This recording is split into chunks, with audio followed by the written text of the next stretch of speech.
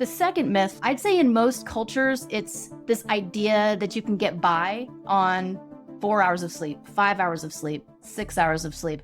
That's just not true. I mean, it is true for a day or two, and everybody's different. Some people can go on very little sleep for a few days. Some people can barely do that for a single day.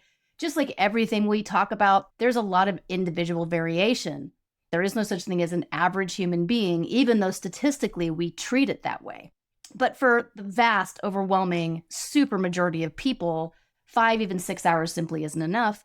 And if you curtail your sleep, only getting 5 or 6, even 6.5, day in and day out for a long enough period of time, eventually that's really going to creep up on you.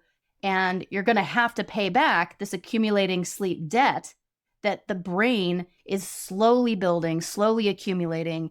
You will eventually pay that back. And it may not be because you're feeling sleepy.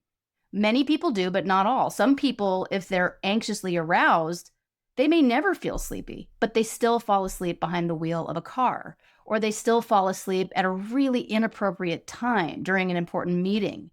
So there is no such thing as getting by on. And what I'd like you to be focused on throughout the sleep module and beyond is how much sleep do you really need to be at your absolute best.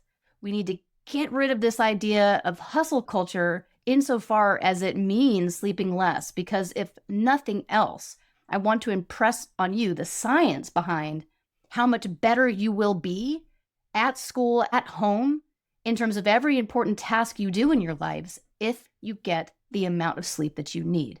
Now, we'll talk about the phenomenon of short sleepers. They do exist. They absolutely exist in nature. They're just incredibly rare. And so there's this idea that we can get by on minimal sleep. But when you look at the scientific evidence, studies very consistently show that it's less than 1% of people that are these true short sleepers who need, say, 5 hours or less. And that is due to a very rare gene variant that's too complicated to get into here.